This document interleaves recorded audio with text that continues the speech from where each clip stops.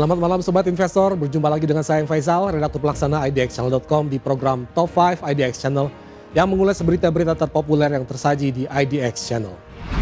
Sobat Investor, setelah publik ramai dengan kondisi yang terjadi di market dalam 2 pekan terakhir, arah, minat, dan bahasan yang beredar di kalangan pelaku pasar dan pembaca idxchannel.com mulai bergeser pada serangkaian update terbaru dari proyeksi bisnis emiten ke depan. Hal ini bisa dipahami karena dengan gejolak yang terjadi di pasar dalam beberapa waktu terakhir, harga saham emiten-emiten unggulan, bahkan yang dimiliki para taipan domestik yang selama ini jadi investor darling, terbukti telah terdiskon demikian besar.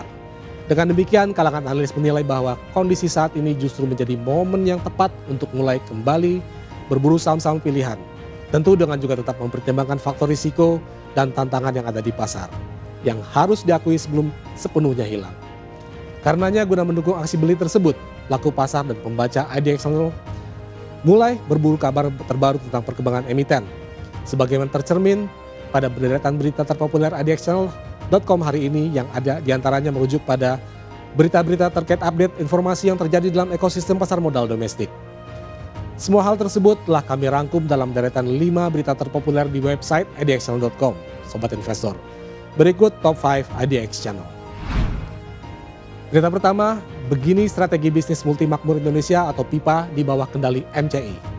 Ya, PT Multimakmur Indonesia Tbk atau PIPA baru saja mengumumkan bahwa perseroan di bawah kendali manajemen baru, serta pemegang saham pengendali baru yaitu Meris Capital Indonesia alias MCI. Melalui langkah strategis ini, perseroan berupaya menegaskan pemisahan total atas keterikatannya dengan manajemen lama, sekaligus juga melakukan reposisi bisnis ke sektor minyak dan gas atau oil and gas. Kini di bawah kendali MCI, PIPA tidak lagi hanya tergantung pada bisnis manufaktur PIPA PVC, melainkan juga tengah membangun ekosistem bisnis baru yang mencakup fasilitas produksi trading hingga infrastruktur transportasi energi. Direktur PIPA Noprian Fadli juga menegaskan bahwa ke depan sektor oil and gas bakal menjadi tulang punggung utama bisnis perseroan, di mana strategi tersebut sengaja dirancang untuk menciptakan stabilitas keuntungan melalui recurring revenue atau alias pendapatan berulang. Selanjutnya kita beranjak ke berita kedua. Disangsi OJK soal pelanggaran IPO, manajemen real buka suara. Kali ini berita datang dari update terbaru terkait kasus dugaan manipulasi IPO yang kini tengah melanda PT Repower Asia Indonesia Tbk atau REAL. Tak sekedar tuduhan, pihak Otoritas Jasa Keuangan atau OJK sebagai regulator industri pasar modal nasional juga telah menjatuhkan sanksi atas pelanggaran yang dilakukan dalam proses penawaran umum perdana saham alias Initial Public Offering atau IPO yang dilakukan oleh pihak REAL. Menyikapi perkembangan kondisi yang ada, manajemen REAL pun angkat bicara dengan menegaskan bahwa perseroan bakal fokus pada penguatan tata kelola perusahaan sebagai bagian dari upaya membangun kembali kepercayaan investor serta memperkuat fondasi pertumbuhan jangka panjang di pasar modal. Selain itu, pihak manajemen juga menghormati dan menerima keputusan OJK serta berkomitmen untuk menuntaskan seluruh kewajiban sesuai dengan ketentuan dan tenggat waktu yang telah ditetapkan. Menurut Corporate Secretary REAL, Syafar Damsyah, pihaknya sangat memahami bahwa respon kooperatif dan sikap disiplin terhadap regulasi bakal menjadi langkah penting dalam risk mitigation yang bakal menjadi concern bagi para pelaku pasar, terutama terkait isu kepatuhan, transparansi, dan juga penerapan Good Corporate Governance alias GCG. Bagi manajemen REAL, momen kali ini justru dimaknai sebagai titik awal dalam hal pembenahan internal yang lebih komprehensif dengan fokus pada penguatan GCG demi operasional perusahaan yang semakin terstruktur, akuntabel, dan berorientasi jangka panjang. Berikutnya berita ketiga, perkuat bisnis non-kopi, Fore suntik modal anak usaha belasan miliar rupiah. Kabar terbaru juga datang dari PT Fore Kopi Indonesia Tbk atau Fore yang baru saja merealisasikan suntikan modal bagi anak usaha guna memperkuat bisnis non-kopi sebagai bentuk strategi baru perseroan dalam upaya diversifikasi usaha ke depan.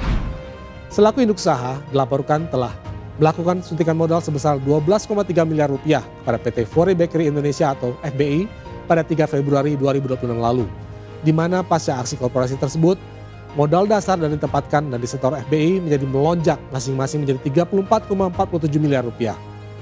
Selain itu, melalui setoran modal itu pula, porsi kepemilikan Fore dalam struktur pemegang saham FBI juga melonjak menjadi 99,97%.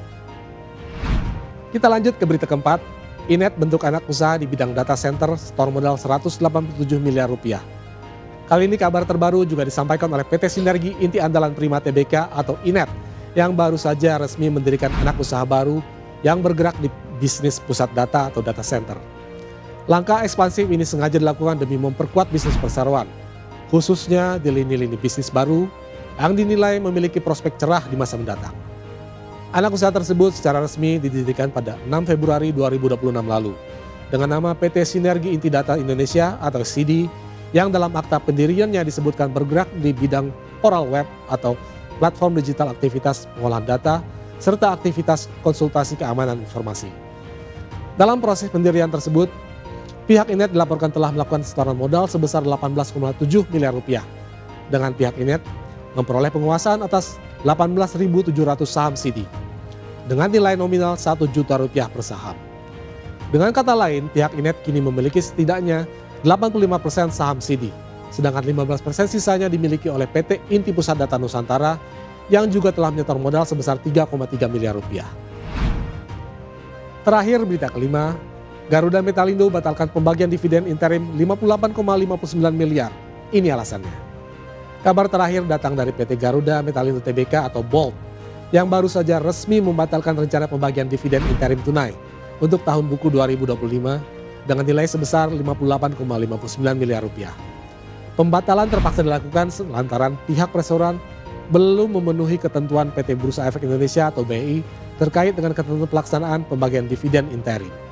Padahal sebelumnya perseroan telah bersiap untuk pembagian dividen interim senilai Rp25 per saham yang rencananya bakal dilakukan pada 3 Maret 2026 mendatang. Bahkan rencana ini telah mendapat persetujuan dari Dewan Komisaris sejak 9 Februari 2026 lalu. Nilai dividen interim tersebut diambilkan sebesar 45,45% dari laba bersih perseroan per 31 Desember 2025 lalu, yang tercatat sebesar 128,91 miliar rupiah.